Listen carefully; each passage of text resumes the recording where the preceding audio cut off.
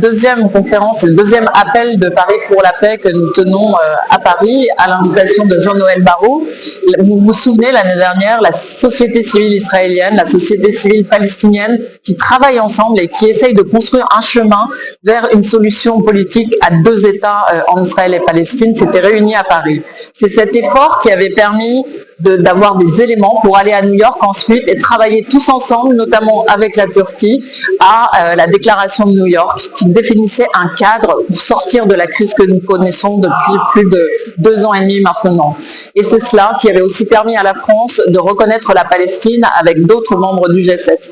Donc ce travail, nous souhaitons le poursuivre parce qu'il est essentiel que nous entendions la société civile. Ce sont eux qui aujourd'hui sur le terrain souffrent directement de cette guerre.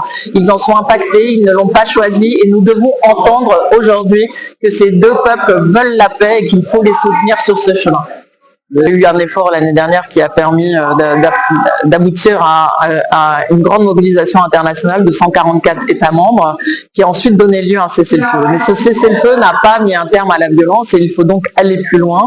C'est l'appel que lance aujourd'hui la société civile. Elle le lance à tous les dirigeants du monde, elle le lance à tous les responsables qui sont ici représentés mais aussi au-delà pour que le cessez-le-feu soit véritablement respecté à Gaza, que l'aide humanitaire arrive enfin à la population à Gaza, qu'elle puisse reprendre une vie digne, sans menace de bombes israéliennes, sans la menace du Hamas qui contraint son existence, et aussi que toutes les violences s'arrêtent en Cisjordanie, puisque vous savez bien qu'en Cisjordanie, il y a aujourd'hui un déchaînement de violence de la part des colons israéliens contre les habitants de Cisjordanie, et c'est totalement intolérable. D'ailleurs, un certain nombre de pays, dont la France, ont annoncé des nouvelles sanctions contre les colons violents israéliens.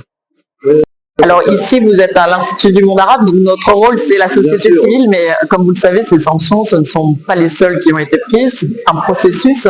Le ministre français lui-même a annoncé que les premières sanctions étaient prises contre les colons violents, mais qu'évidemment d'autres éléments seraient discutés au niveau européen, et donc je crois qu'il faut continuer à suivre ce processus et que la mobilisation aujourd'hui, elle est importante parce qu'elle donne à voir et à entendre qu'il y a des voix pour la paix du côté israélien comme du côté palestinien.